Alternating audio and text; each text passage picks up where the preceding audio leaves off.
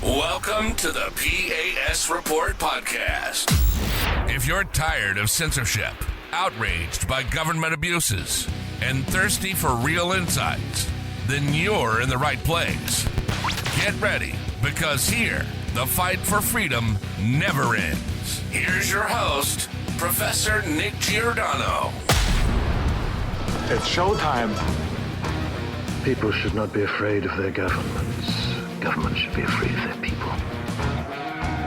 You know, the right to bear arms is because that's the last form of defense against tyranny. Washington is fundamentally corrupt. There are more words in the IRS code than there are in the Bible.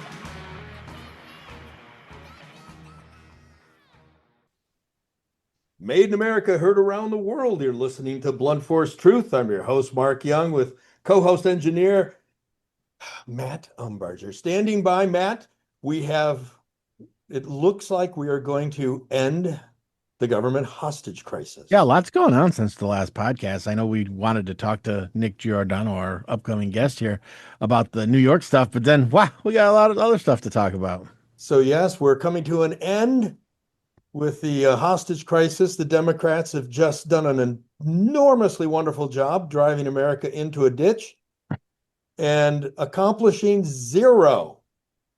They got nothing. Complete loss. Did you see Gavin Newsom today came out and is starting a dumpster fire in his own backyard? He said, quote, pathetic. And then yes, his little tweeters it is expounded on it. So let's get Nick involved here, folks. You guys, a lot of our listeners remember Nick Giordano. Nick you may know him from the P.A.S. report. You may know him from being on Gutfeld. He is also a political science professor in fabulous New York. And are you a lifetime New Yorker, Nick? Were you born there? I was born and raised. Okay, so still here, unfortunately. You are the deal. So you are the deal. So we're going to talk about New York and what's going on there now that you guys have decided to become Cuba. Yeah. So without the nice weather, though. Yeah. Cuba without the weather. Good point. But you do have some newer cars, but that, give that some time. So I want to start by asking you, Nick, what the hell is up with New Yorkers voting a communist in as mayor? Well, it was very disappointing to see. I'm not going to lie. But I mean, look at what New Yorkers' choice was. You had a socialist, communist, essentially. You had a failed governor who did enormous damage to the state. The fact that he would even try and make a political comeback is ridiculous to me.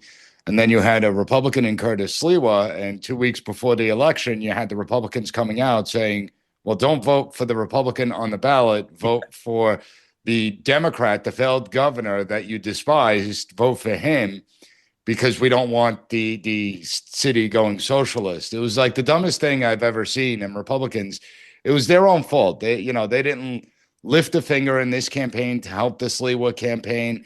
They have time and time again said, well, New York City is too blue for it to go Republican. So instead they said, let's support a Democrat. And that never works out well. I mean, you win people over by talking to them. You win people over by listening to them and sharing ideas and explaining why Republicanism or conservatism is the right way to go, how that leads to prosperity. Instead, the Republicans just surrendered before the battle even began. And now we have a socialist mayor. And listen, it was an impressive victory.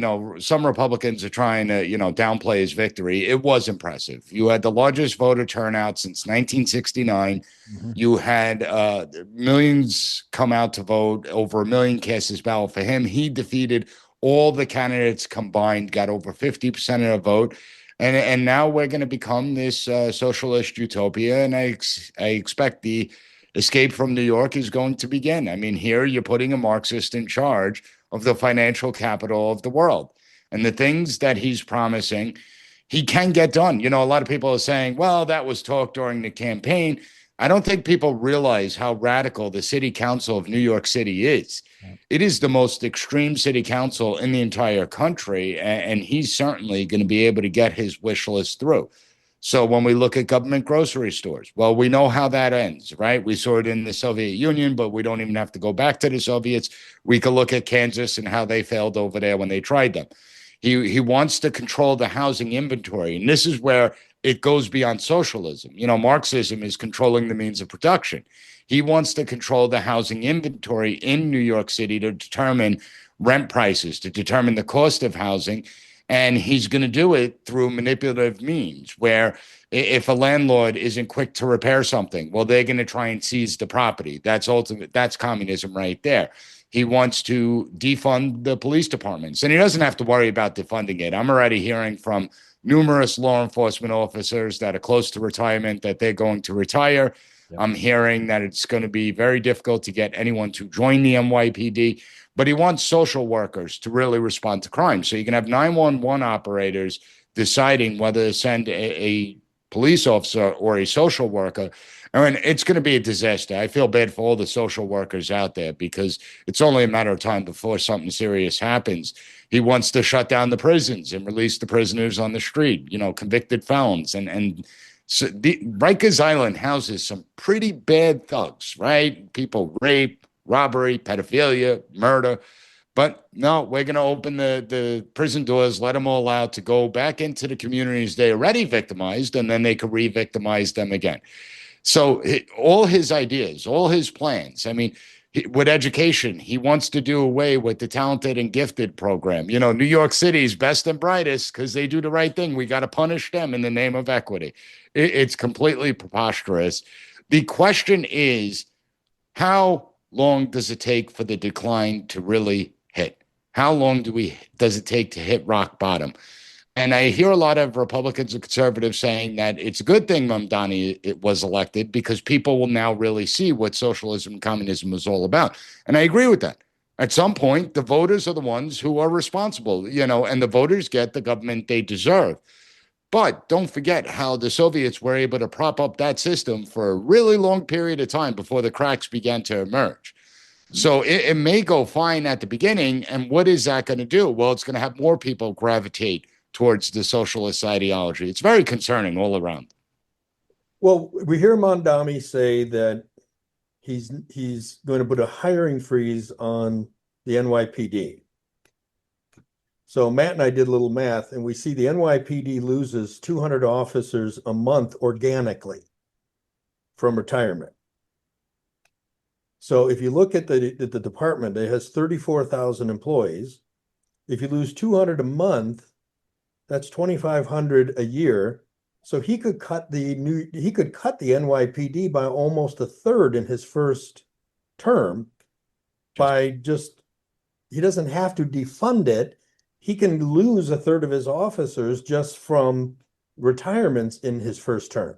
And that's assuming retirements stay the same. They're actually going to increase. So it's going to be worse than that. And what people don't know, so I believe right now there's about 33,000 NYPD officers out there that are employed by the NYPD. That number was 40,000 under Giuliani when he was implementing the quality of life programs that made New York City the safest city in the entire world. The number was at 40,000. So we're already down from our high of 40,000 by a third. And we're going to drop even further. And I don't think he needs to do a hiring freeze. I think just by the very nature of him getting elected, nobody's going to want to sign up to be an NY police officer. I mean, listen, let's look at it logically. You have besmirched the NYPD officers and law enforcement throughout this country time and time again. It was already a difficult job, a thankless job, people putting their lives on the line to protect people and communities. Then you took away their qualified immunity. So now anything they do, they could be held legally responsible for as an individual. They could be bankrupted. So you destroyed morale that way. And Mamdani's just the icing on the cake, right? That's the straw that breaks the camel's back. And again, I think, you know, the escape from New York scenario is pretty real. We are going to see crime increase. But here's the nefarious nature of Democrats, Democrat mayors, Democrat cities. If they don't arrest people, and they don't prosecute those crimes, crime is not increasing.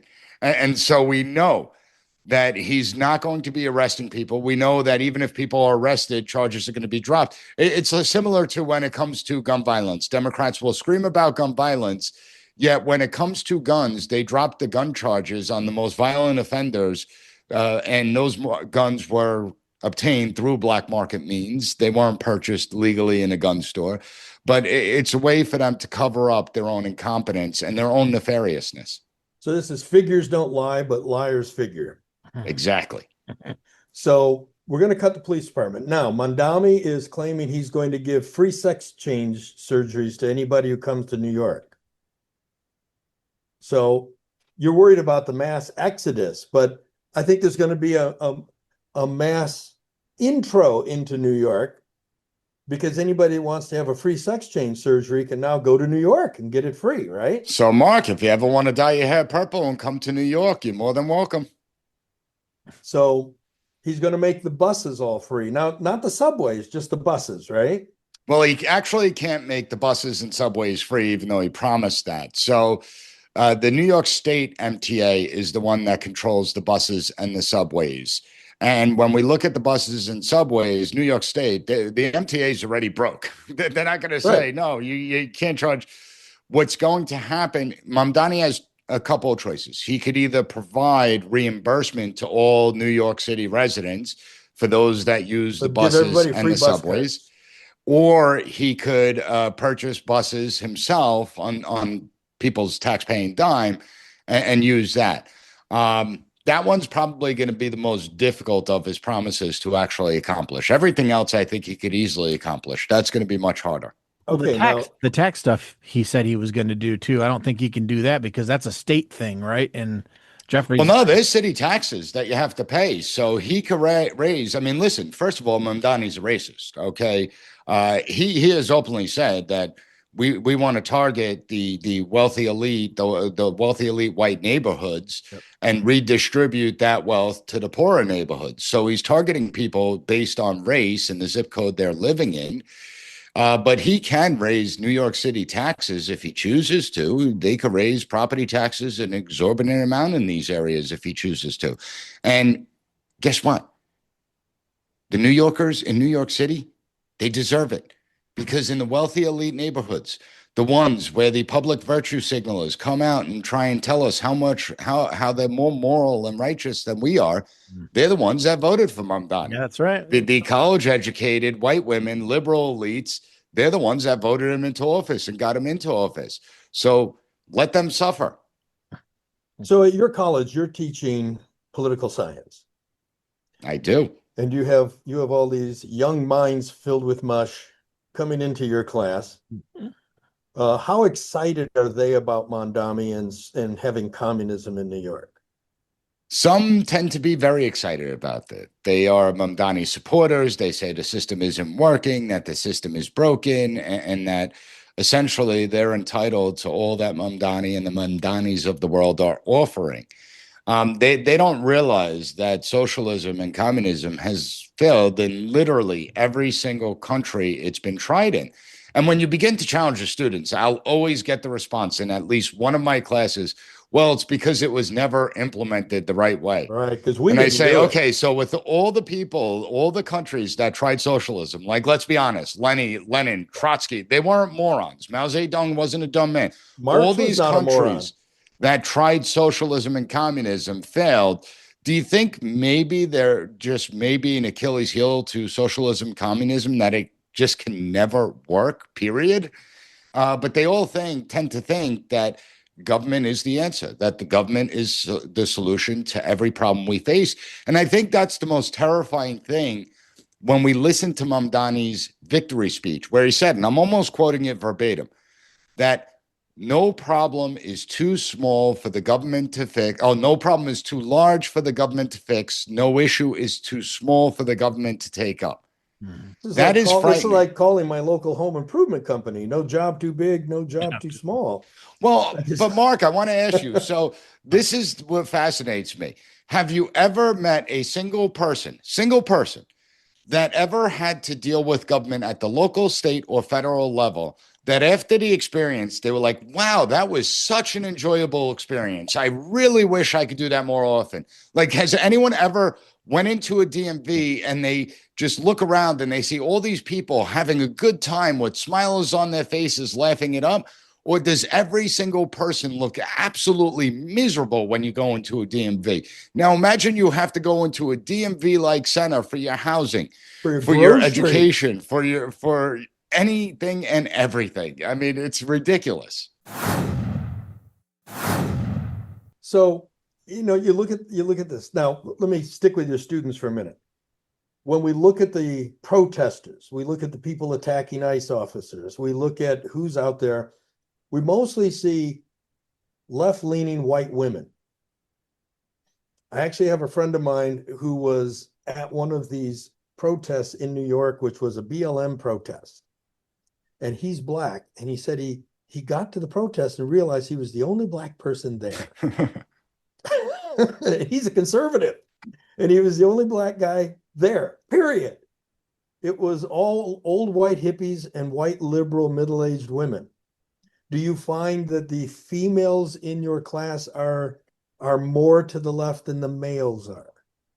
Well, I have to be careful what I say about females in general, because there are thoughts that pop into the head. Well, you that may I not don't be want to cover qualified. that You may not about, be qualified to what is a female. That's another issue. That's true. If our Supreme even the Court Supreme justice Court doesn't know what a that, woman right? is, it's hard to distinguish. You're But not yes, a biologist, by the way. So, I mean, that is a problem. males tend to be more conservative in this day and age than the females, especially the college-educated females, and the single females gravitate towards the leftist mentality. And I was just watching a video clip of a white lady that was tracking down ICE and warning illegal immigrants. And then when ICE stopped her, she's like, please don't hurt me. I'm a mother. I'm a mother. Please don't arrest me. Even though I'm obstructing justice and trying to prevent you from doing your job, I'm a mother. And it's like, where did we go wrong? Where? And if I say like the right to vote and everything, then I'll just get in trouble. So I'm not even going to bring that up. But there's something profoundly wrong in a system where the better, quote unquote, educated you are, and I'm putting that in quotes because you attained a piece of paper. It doesn't mean that you're actually smart or intellectual. But the higher educated you are, the more you're voting for policies that ultimately hurt you at the end of the day. So is this the more educated you are, or is this the more brainwashed you are? Well, see, some are brainwashed. I'll use the word indoctrinated.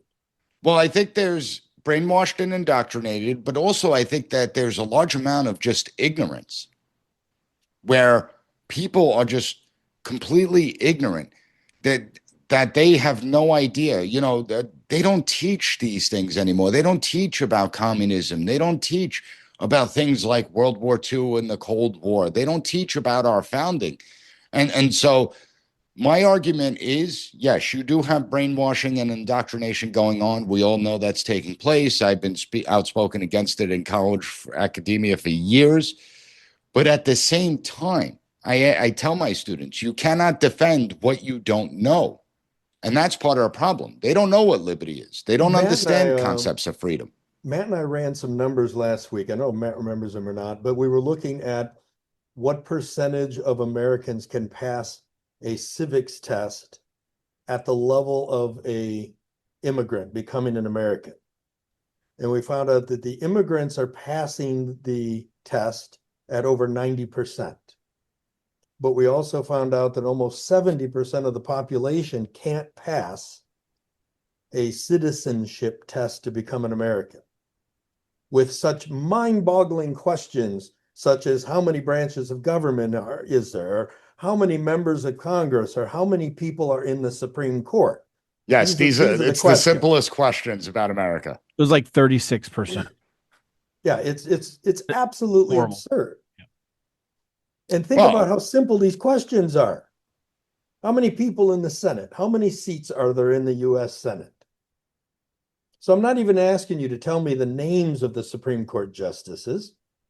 I'm just asking you, how many people sit on the Supreme Court? And they don't know this. And then they know even less about history. So But then they want to dictate to you what the policy should be, and Right. what government should or shouldn't be doing. That's the amazing part that I find interesting, because in my class, I do give them the citizenship test. People know that at this point. Over 6% pass it, 94% are failing it at this rate. It's getting worse and worse. Now, these are students that are coming to me for the most part, most of them. We have some older students, but most of them are coming after at least being in the school system for 13 years. And they can't answer basic questions about the government. And then when I asked them, were you assigned to read the Declaration of Independence throughout high school? Were you assigned to read the United States Constitution? One or two kids will raise their hands and say, yes, we were assigned to read it. We had to read it. Most of them have never even looked at those documents. And these are important documents. So it goes back to, you cannot defend what you don't know. How can you defend the United States if you don't know it? And that's why many of them view the United States as evil and racist, because they don't know our history. They don't understand our history.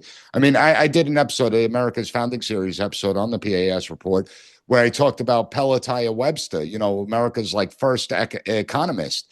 And most people have no idea who he is. Mm-hmm. But here's a guy who's pushing and promoting the idea of capitalism, the idea of a central government that's limited, but make sure there's a sound economic structure, that prosperity is built by the individual, not the government, and that the government is the only one that destroys wealth, not creates wealth, and nobody even knows who he is. But this is what we're dealing with.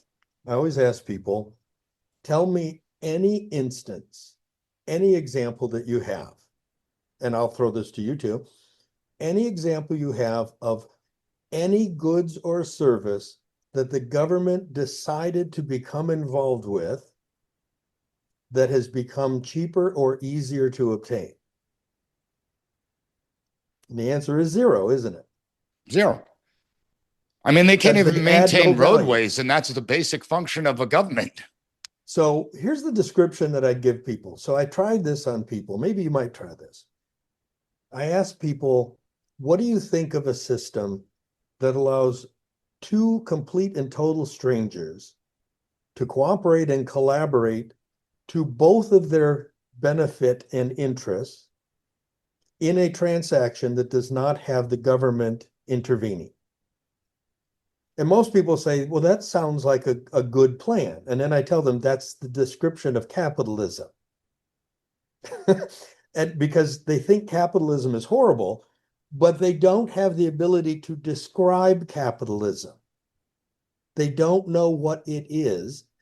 And our position is that communism, socialism, Marxism, Leninism, these are all in response to capitalism. Capitalism is an operating system. All those other things are philosophies. Because if you think about it, capitalism isn't a philosophy. It's an operating system.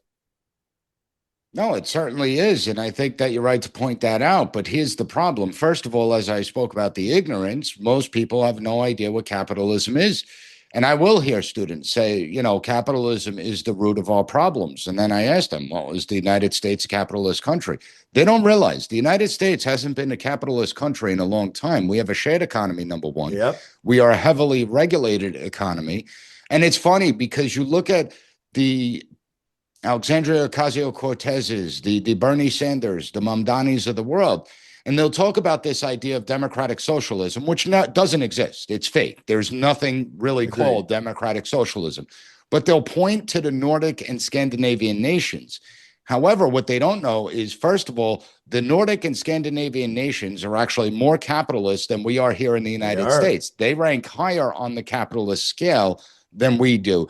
But more important, when you listen to the policies of the Mamdanis, of the AOCs, of the Sanders, they're not promoting what's going on in Scandinavia or the Nordic nations. No, they're promoting Cuba. Venezuelan policies. They're promoting Cuban policies. Like, show me a Nordic nation that's shutting down their prisons and releasing their prisoners into the streets. Show me a Nordic nation that's taking over property and taking over home ownership and determining the housing inventory. It doesn't exist.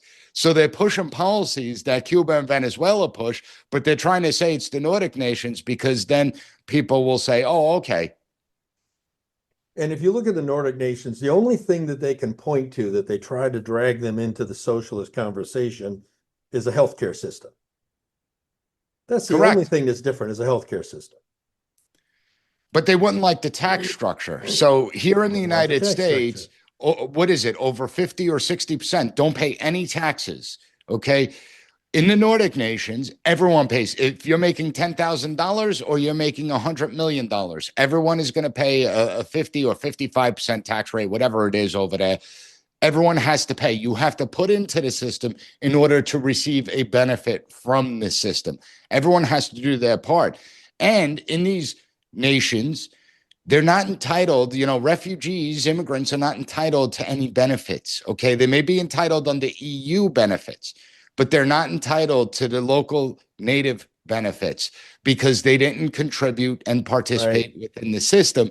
And so therefore they're relegated into the areas, the slum areas, and that's that. So, they constantly point to those nations. They would not like what those nations do if they really got a taste of it. And the main time the United States truly thrived, where we did have unfettered capitalism, was really between 1870 to about 1900. Well, what was going on? Well, we destroyed slavery. We ended slavery as an institution. We fought a war against ourselves, and people were working. People were becoming prosperous, including Black Americans that were in segregation would go out there and start their own businesses, build wealth for their families. And that's the only time in our history where we had this real idea of pure capitalism. It hasn't returned since. It's only gotten worse. But here's the problem, Mark. We don't have the Milton Friedmans anymore. We don't have the Thomas Sowells anymore. I mean, he's like 96 years old. God bless him. But we don't hear anyone out there truly defending capitalism as the great wealth builder, as something that builds prosperity and takes people out of poverty. I don't hear Republicans defending capitalism, and I don't hear conservatives defending it. I don't hear economists defending it. And so they've allowed it to get attacked routinely, where the majority of young people now have more favorable opinions of socialism as opposed to communism. And unfortunately, it was to our own detriment. The fact that we don't have louder voices screaming about capitalism and what capitalism has done, the good it's produced in this world, not the crony capitalism that we see going on between the corporate arena and the bureaucracy, because that's crony capital. But real capitalism is phenomenal, but nobody wants to defend it anymore. Real capitalism has lifted more people from poverty than any form of socialism or communism ever has. But again, most people don't understand that definition of a system that allows complete and total strangers to cooperate to both their benefits. It's as simple as that. I have a cell phone for sale. You want to buy a cell phone? We agree on a number. I got some cash. You got a phone. We both walk away happy. That's capitalism. Now we have Mamdani, who's going to open up grocery stores. First off, let me ask you, how many people in New York don't have a car? In New York City, quite a few don't have a car. They do use mass transportation or they walk. But you look at it, there's plenty of vehicles. You travel in New York City, I don't care what time of the day you're going, you're sitting in traffic somewhere along the way. So to have grocery stores in New York, you're going to have a lot of them, right? Correct. If you have one per borough, because that's what he's suggesting at first, the pilot run, one per borough, it's going to be a disaster. And what's going to happen is you're going to have the hoarders come into place, right? You're going to have the people that look to take advantage. And we're talking about some of them may even be wealthy themselves. They're just cheap as hell and don't want to buy their own stuff. You could potentially have restaurants going into these stores and getting what they need so that they could cook meals and make a great profit. People will take advantage of these government-run grocery stores. The store shelves will be empty. That I could guarantee you. They're not going to be able to keep them stocked. But it's also going to hurt the local bodega owners, the local people, the bodega owner who sacrificed, who broke his ass every day for 30, 40, 50 years. hours a day. Correct. Building the business, having small margins to actually turn a profit. But he was able to put his children through school to achieve the American dream. Those are the ones that are really at threat because they're not going to be able to compete with a government entity. Nobody can compete with a government let's entity. talk about this government entity for a minute, though. They're still going to sell you food, right? They're not just going to give it to you. No, well, yes, they're going to sell you the food, but it's going to be at much discounted prices. All right. Now, as you know, in my non-podcast world, I'm heavily involved in retail and consumer packaged goods. The margins on stores like Costco and Walmart and Kroger are very slim. They do not operate on big margins. But what they do operate on is buying power. Now, there is no way in the world that Mamdani can have the buying power of Walmart and their 4,600 super centers. So he can't buy the food. He can't remotely buy it at the price that Meijer or Walmart or Kroger can buy it at. So my point is, I believe that he will not even be price competitive to a Walmart. He'll be, if he even sells it at zero margin, which means now the government has to pay all the overhead of running the store with tax dollars. If he put the product out there at wholesale, he probably can't beat Walmart. But he's not going to. He's going to even make it less because his intent is to subsidize it with the wealthy taxpaying base, that the taxpayers. So we're going to give away part of the food. Correct. That, okay, so then the shelves will just be empty. Well, and that's what's going to happen. So let's just say, it costs the government-run grocery store to get the product for $4. He'll sell it at $1, and the city's going to lose $3 per product, but he doesn't care because the taxpayers are going to be the one funding this beast. It's an economic make disaster. It up in volume, right? Yeah. We'll sell it at a loss and make it up in volume. So this is what happens when you never held a real job and you came from a life of privilege, and now you're in charge of the largest city in America. Well, the largest city, the most, complex city that could possibly exist. And it's going to be a disaster all the way around. But let them see how their socialist utopia really works. Now, Kansas City tried these grocery stores recently, and they've all gone out of business because they couldn't compete, and they have empty shelves. So it didn't work there, but it should work in New York. How many stores would they actually need to put up to actually make it so that it is available to New Yorkers? Oh, to make it really available, you'd have to put up thousands. You'd have to have a store like every 8 to 10 blocks in New York, right? Some of them even close. I mean, listen, you walk down a New York City block, they in Brooklyn or Queens, there could be, 3 grocery stores, maybe one large one, 2 smaller ones, all in a 1-block radius from each other. Okay. So they'd have to open up hundreds or thousands of stores to do it. His next thing is he wants to ban billionaires. Because he does not believe billionaires should exist. How do you ban? And by the way, I'm finding this is so disturbing because when I was young, to achieve wealth and the American dream and people like Henry Ford or Tom Edison or whoever it was, these were heroes. Mm-hmm. These were people that were to be admired. Now we're saying that the billionaire class is not to be admired. They are to be shamed. You are to hate them because of the politics of envy. First off, why can they not understand that the elimination of wealth is the elimination of creativity? And 2, how do you ban billionaires when we still have that little that little road hazard called the Constitution out there? Oh, stop it. The Constitution never stopped them from trying to usurp power from the people. They just look at that as a little obstacle that they try and ignore. Mm-hmm.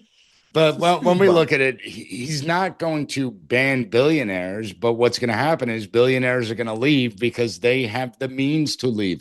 Listen, if this was the 1970s or the 1980s, Mamdani may have a chance in New York because to do business, you had to be in New York, right? To be in the financial world, you had to be in New York. Not anymore. But what happened, obviously, with technological advances, but especially with the coronavirus, it opened a lot of business owners' eyes. Why am I spending $1, $2, $3 million a month in rent when I could just move my operations to another state, cost me 1/3 of the price, or I could just go remote? I mean, realistically, you could do business in New York from anywhere in the country, particularly when it comes to the financial services industry. And so what he doesn't realize is if you get rid of those billionaires, if those billionaires begin to take their wealth and go, and millionaires too, because they don't like the millionaires either, and take their money elsewhere, well, what's going to happen? They don't realize the cascading effect, because guess what? If a company with 10,000 employees closes down, well, what happens to the local lunch places that those employees were eating at? What happens to the dry cleaners? What happens to the gas stations? What happens? Uber drivers But they're so naive. They think they know what's in everyone's best interest better than the people know themselves. They believe they're much smarter than everyone else, and they're ignorant to history, and they don't care. Like, they just want power. That's what they want. And I'm just sitting there like, you really want to govern over crap? Because if I want power, I want to govern over the greatest city in the entire world and make it even better. I don't want to govern over a hellhole that people are trying to get out of. And that's what it seems to be. It's really terrifying when you look at what his plans are. And the question becomes, can New York City recover? So California instituted a $20 minimum wage. And then they immediately lost over 20,000 jobs from raising that. And no one could see good old that California. coming. You gotta love them. Now, no one could see that coming. Why is it that this Democratic Party, the Socialist Party, what is it that is preventing them from seeing the obvious laws of unintended consequences? How do you not understand that if I make labor unaffordable, businesses will automate? How do you not grasp that? And they understand it. They just don't care. And I think they really do understand it. Yeah, I think it's a key point. First of all, I tell my students, like, be careful what you wish for. All right. If your job if a robot could do your job, you're gone. All right. Because guess what? Robots don't complain. They don't show up to work late. They don't look at their cell phone every 2 minutes. They're harder workers, better employees. So you might want to be careful in how much you're asking for as far as payment goes. And let's face it, a lot of the fast food industry, those were not meant to build careers off of. Those were meant for young kids to learn a work ethic and get a little pocket money in the meantime. But I do believe that the Democrats, a lot of them know their policies are going to cause problems. And a lot of them know that the policies are not realistic. And the reason I tell you that they just don't care is because the way they look at it, by the time the stuff really hits the fan, they're going to be out of office already. They're going to be long gone, and they're not going to get blamed. Just look at California and my state of New York. They passed the energy bill, all right, where you know, all these cars being produced, they have to be all energy. They can't be oil and gas. Stoves going into homes have to be electric stoves. They can't be oil and gas. And what happened? They put a date in that's like 10 years out, 5, 10 years, 15 years, 20 years out. And then as you approach that date, what happens? Well, they changed the date. The cheese, yeah. We're going to make the date even more down the road. Why? Because all they cared about was getting the accolades from their supporters. I'm a virtue signaler. I get to pat myself on the back, and that's that. And so they don't care. It's the same thing as far as Congress goes. And listen, Republicans aren't immune to this too. Republicans are guilty of this when we look at government spending, right? No member of Congress is going to go out there and tell you that they're going to cut everything and make your life more difficult, right? That's not something that's really a good campaign message. But Social Security, that needs to be reformed. Medicare needs to be reformed. These are the third rail of politics for a reason. You touch them, you get fried. And so what did our politicians do? Okay, We know that the alarm bells are flashing when it comes to these two programs. We know that these two programs are insolvent, but we're not going to touch them because we know we're going to get voted out of office. And by the time the national debt hits maybe, I don't know, 50 trillion, 60 trillion, 70 trillion dollars, and we're spending $5 trillion in interest, all of our revenue has to go to pay that interest. They're going to be out of office. They'll be, either really old or dead at that point, and say they don't care. So Mamdani's a young guy. He's what, 34 years old? Well, he's the most disgraceful of them all, because here's a guy whose parents came to the United States, who worked hard, who became successful, raised him in a life of privilege. Like Mamdani's message could have been, I am the American dream. My family came here and they struggled and they worked really hard, and maybe they faced some discrimination as they were rising up, and they overcame it because of everything that America offers and the greatness of America and the American people. And I'm a testament to how good America is. Like, that could have been his story. Instead, his story is, well, I'm a Muslim, I'm discriminated against, America's racist, that 9/11 happened, but I'm not going to talk about the victims of 9/11. I'm going to talk about my aunt who is afraid to get on a subway, even though she doesn't even live here. She lives in like Tanzania or something. And every time he brings up the United States, they constantly bash the United States as this evil nation.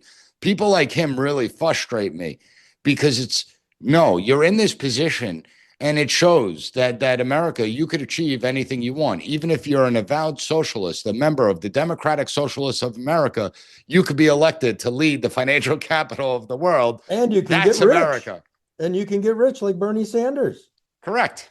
Being a socialist. And you can live in rent-controlled apartments like Mamdani. Now, he's claiming that he's going to, first off, New York doesn't have term limits, right, on mayors? No, we do. I believe it's 2 terms. It went up to 3 under Bloomberg. They allowed Bloomberg did 3. A 3rd term, but then I think they curtailed it back to 2 terms. So the debate started with Giuliani. A lot of people wanted Giuliani to stay in office because of 9/11. He was America's mayor at the time, but Giuliani was termed out. And so Bloomberg came into office. They ended up giving him a 3rd term, but I believe the city council has now rescinded that, and it's back to a 2-term mayor. You're right. It's 2 terms. So the city council controls the term limits? Correct. So Mamdani could get a city council to allow him to stay longer if he was popular. He could if he's popular, but 8 years is a very long time. And while Mamdani may be able to hide the cracks that are emerging in New York City for a year, 2 years, or 3 years, the one difference between him and the Soviet Union is that the Soviets were able to prop it up because they controlled the entirety of government. Right. Where Mamdani is a local mayor, he doesn't have authority to just print money. He doesn't have authority for monetary policy. That's federal government. He has to comply with state government and their rules. So I don't believe that New Yorkers are going to be so eager to get Mamdani that 3rd term if he makes it even to a 2nd term. Part of me says, I'm glad they elected Mamdani. Let's just get this out of the way and let New York find out and let the world find out what socialism and communism looks like. But then the flip side is, does he, one, is his time as mayor not as bad as it could be because he just can't do some of the things he claimed he was going to do, like free buses? He's also claiming the city's going to buy up the housing stock and turn it into communes. Where can the city possibly come up with the money to buy up the housing stock in New York? Well, I mean, so they can't coin their own money, and they're supposed to be operating in balanced budgets. I mean, they could float bonds, I guess. Well, what we know, though, is that we do overspend. I mean, New York City is already in debt, and that apparently, and again, the beauty of America, you could rake up an enormous amount of debt before the house of cards comes collapsing down, right? I knew construction companies where the amount of money they owed out, yet they're still operating week to. I'm like, Still how have are you cash even? flow. I'm talking about an IRS bill from 1998 that was like $2,000 in 1998 is now like $50,000 because of penalties and interest. And yet they're still opening every day doing business. So in this country, you can rack up an enormous amount of debt before the house of cards falls. And like I said before, I do think that the city power will grant him a lot of powers to try and put in his vision. Now, you bring up a very good point. Housing is not cheap. And how is he going to get the money to buy up all the housing stock? I don't have an answer to that question. Okay. It's going to be very difficult for him to do that. What concerns me more, though, is the rumors, the whispers that I'm hearing that they're going to look to seize property. They're not going to look to, give people a fair shake. It's going to be, all right, well, we're getting all these complaints from all these tenants in this building because, the heat hasn't worked for a few hours. Well, now we're going to take over that apartment. We're going to claim that the landlord is derelict in their responsibilities. And you're going to see manipulation that way, where it's not, okay, we're going to give you fair market value for your property. We're just going to take it over. But also, think about it logically. All these developers that exist in the New York City area, if you have the wealthy individuals leave the state, if you have the businesses begin to move elsewhere, well, they're not going to be able to keep up with the mortgage notes on the buildings. It's not like, everyone thinks like, someone comes in with $100 million cash in briefcases and purchases a property. No, there's mortgage notes, there's insurance you got to pay, there's property taxes you have to pay. So I think that there's going to be a lot of people that are going to be hurt by this where, okay, well, you can't afford to pay your property taxes because the rent, we have these rent control prices in effect, and you're not bringing in enough money in rent to pay the insurance and the property taxes and the repairs. So you didn't pay your property taxes. We're seizing the property and we're just going to take it over. I've explained to people on this show before. So I one of the things I do is rental, and I own hundreds of apartments, hundreds of units. I think people are surprised when I try to explain to them how tight the margins are in real estate, and that our goal on all these apartments is to make a $3,000 profit per year. That's the goal per door, $3,000. And the average unit's worth over $200,000. So it's not an amazing return on investment. It's a long-term proposition. No, and you get those tenants that end up destroying the place on their way out or stop paying rent. And then, it takes a year, 2 years, 3 years to evict it. Like, you will not be able to evict anyone in New York City soon. So what I predict will happen with this housing in New York, I think the premium housing is going to come down in value because I think a lot of wealthy people are going to be heading down to Florida. And we're already seeing that. We're seeing these new high-end Miami high-rises that are selling at double the rate that they were selling 3 months ago to New Yorkers, to people with New York addresses. And by the way, folks, it's really easy to change your residence. And a lot of people get confused because they think there's this 6 month in a day rule. Well, they'd have to live 6 months in a day in Florida. Actually, that's not the case. You don't have to live 6 months in a day any place. All you have to do is show that you established a residency. So residency is I rent or own a home, my driver's license here, my voting is here, I've got a doctor, I got a health club membership, I got a library card. That's all it takes to establish this is where I'm declaring my residence. And now you're no longer a New York resident, but you can still have an apartment in New York.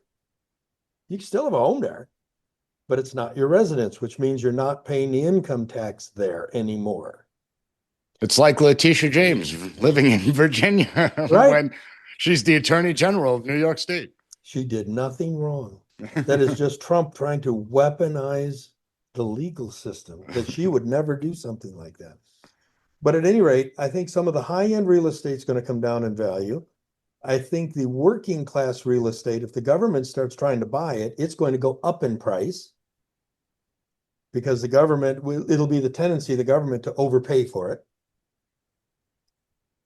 And if you go to rent control, which he's talking about going to rent control, And I've explained to people this before because we've had rent control in this country in the past.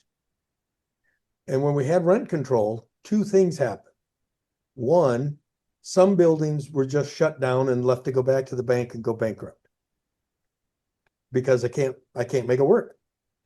Just literally put the key in the door and walk away, give it back to the bank. The second thing that happens is you take your apartment building, and as I've explained to people, the difference between an apartment building and a condominium building is the deed. That's it. It's just a different deed. You, in an apartment building, you have one owner who owns the deed. In a condominium, you have what's called tenants in common, and each unit has a deed to the building. So what you do is if you can't make any money as an apartment, you call your building a condo. You now declare it's condominium and you sell units because that wouldn't be a part of the rent control. So now you take your apartments and you put them up for sale, which means what? Fewer, less inventory for people who need rentals. The other thing on the rent control, I'm assuming the rent control probably will only be limited to larger property owners. You know, I'm not so sure about that. Don't forget, my state was a state where legislators introduced a bill to try and do away with single-family housing going forward. Okay. Well, it's funny because Elizabeth Warren, you know, she has everything, big meat, big pharma, big everything, and she has a bill for everything. Well, she has a bill for big landlord. Now get this, she calls big landlord somebody with 50 units. She's calling that big business. There are probably firemen in New York or firemen people over their entire life who have amassed 50 rental units for retirement. And it's not big money. It sounds like a lot, but think about it. You have 50 units making you $3,000. It's $150,000 a year. That is not billionaire status. Is there anything wrong with 150,000 a year? Of course not, but it's not billionaire status. So some of And how leveraged are they? Very. So when you look at this, if the rent restriction applies to everybody, you're going to, in many cases, you're going to crush the retirement of a lot of hardworking people who own a few rentals for retirement.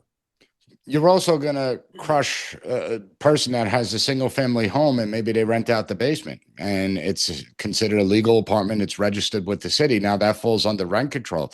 If I'm the person that does that, I don't want a tenant, especially because I don't want the price being controlled by the city.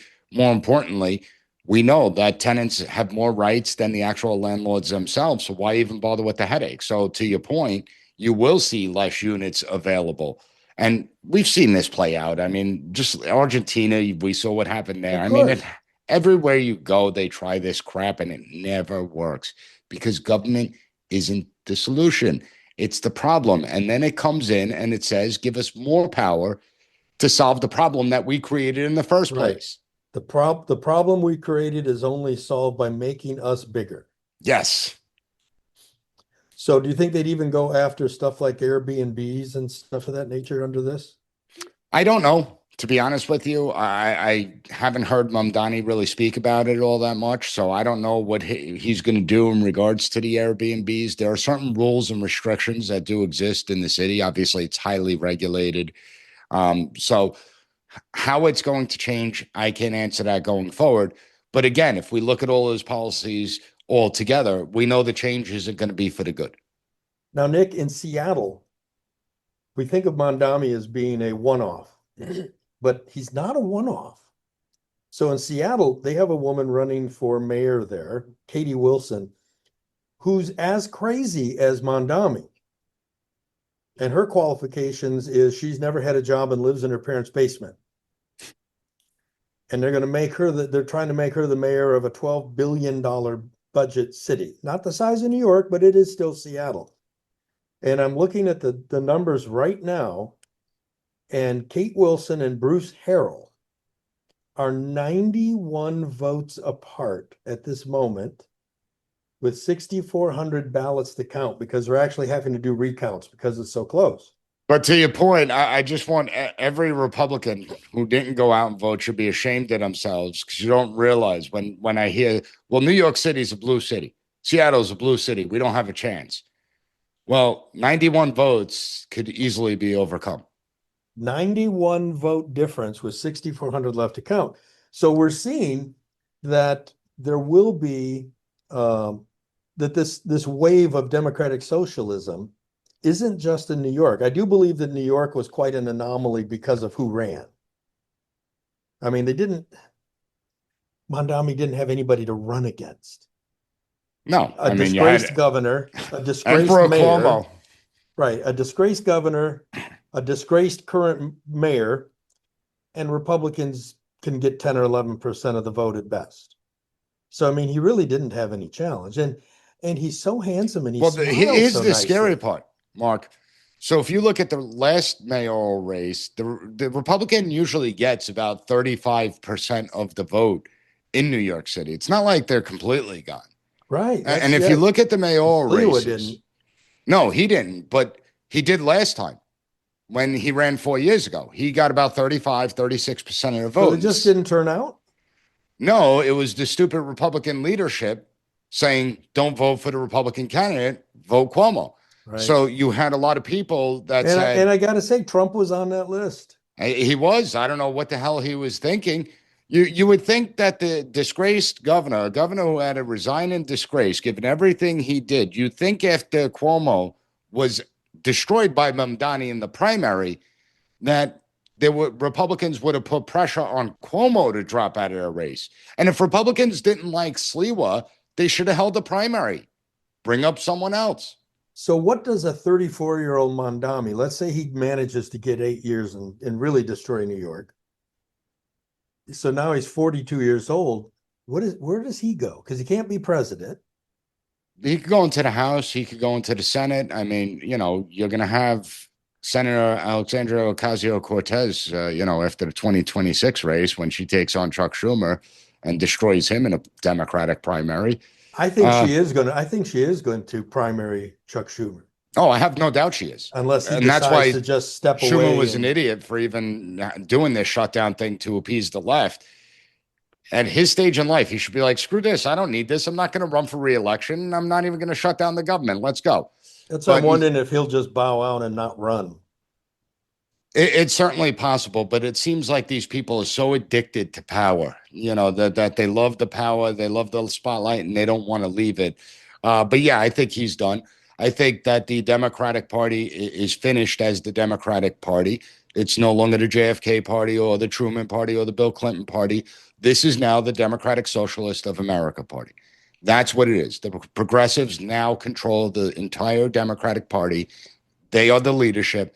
They are the ones that call the shots. They make the rules. So in 4 years or 8 years, who knows where Mamdani will be? A lot of it's going to hinge on how the city turns out. And what scares me is, again, you see Hochul may try and help bail out New York City because she's tied to him, because she endorsed him, and she has her own difficult race that she's going to be facing with Stefanik. And they're going to try and prop this up as long as they can. So, last question. Are you going to leave New York? Unfortunately, I have 14 years left until I'm eligible to get that massive, nice pension that's bankrupting my state. So what's going to happen to me is because I love teaching. I do enjoy the classroom, and no college will ever hire me again anymore. Mm-hmm. So I will stick it out here in New York for the next 14 years. We'll see what the situation is. But the scary part is, if the Democrats are still in control, I know that the day I sign my papers to get my pension, the very next day they're going to come out and be like, the state's broke. We could only pay you pennies on the dollar. And I'm going to be like, damn it, I should have got out when I could. Where would you head to? Florida? Florida is too hot and it's too flat for me. And I don't know. But we do have a free state down there, though. I do kind of like it. You do, but and I know North Carolina is trending a little blue. Virginia's blue because I like Southern Virginia. I do like North Carolina. I don't know yet. We're gonna have to see because the one thing that people don't realize, everything happens in cycles. There was a time not too long ago that New York had a Republican governor and a Republican mayor. There was a time where California was a Republican state. And so who knows? And there was a time when Texas was Democrat. Exactly. So in the next 15 years, there's a lot that could change. We may become a conservative paradise. We may look back on this conversation today and say the election of Mamdani led New York to be a conservative paradise. You just don't know. Do you think there's any validity to the people who think that America is heading toward a civil war or civil unrest? No, I mean, come on, look at those people on the left. All right. I mean, singing in the street and maybe doing these dumb dances. I mean, come on. This country is not close to a civil war. Okay. Can a civil war happen? Yeah, that always can happen. But do I think we're even on the brink? No, we're not even close to the brink. Given all of our differences, Americans still coexist well together, right? When I start seeing roving mobs of Republicans or Democrats hunting each other down in grocery stores and movie theaters, that's when I'll say, all right, maybe we're close to a civil war. Until that happens, we're not close to one. And what people don't realize is the dynamics today are much different. It's not like we have this north-south divide that's clear and distinct like it was in the lead up to the Civil War. No matter what state you go to, it's mixed, right? Even though New York is a heavily blue state, you still have 35 to 40% Republican or lean Republican in this state. In Massachusetts, in California, you still have millions of Republicans that exist there. So it's not as clear cut as people like to make it out to be. Nick, tell everybody about the P.A.S. report. Well, everyone go to P.A.S. report website, PASreport.com. The podcast is on every single platform, and you'll learn about the issues that are really affecting America, not in 3.5-second sound bites that you hear on the media. I mostly target the corrupt bureaucrats, how we deviated from principles of limited government, and how all these problems were actually easy to spot. It's not like it's rocket science, right? Founding fathers warned us, past presidents have warned us, but it's up to us to get people civically engaged. And that's what I try and do with my podcast. And then part of it is the America's Founding series, where I introduce people to forgotten patriots, little-known patriots who helped shape our nation, to try and take away the narrative from the leftists that America was built on slavery and racism and evil, to tell the real story of America, that diversity was here from the start. And all these great people from all these different places, e pluribus unum, out of many comes one nation. Out of many different people from the many different places, we built one nation that is a force to be reckoned with. So, folks, that's the P.A.S. report. Matt will have links to that and to Nick's social media. And Nick, as always, thanks for being with us, buddy. We hope to have you back. Folks, if you enjoyed today's show, make sure you go to wherever you get your podcast, leave us a 5-star review.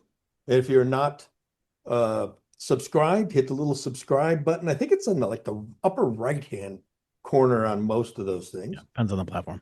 Yeah. So hit the little subscribe button, and then you'll get each episode as it comes down. And not only go listen to the P.A.S. report, but subscribe to the P.A.S. report too, because shows like P.A.S. report, Blunt Force Truth, these are the only places where you're getting into these topics with any depth, where you're not getting a 3-minute soundbite and then we're moving on to the next story, where you're able to really drill down on stuff and where you're really able to have discussions about the Constitution, about what is capitalism, where you're just not getting that stuff. As Nick said, there's nobody out there defending capitalism other than places like this in podcasting. So that's why it's important that you listen and you pass these things on to other people so that they can start to be educated, because that's the problem we have. Capitalism wins when people understand what it is. 100%. Thank you, Nick. That's it for tonight. I'm Blunt Force Truth. We'll see you on the next episode. Thank you for listening to the P.A.S. report. Don't forget to rate, share, and hit that subscribe button. That way you'll never miss an episode. For more exclusive content and updates, Visit us at PASreport.com and follow Professor Giordano on all social media platforms at PAS Report.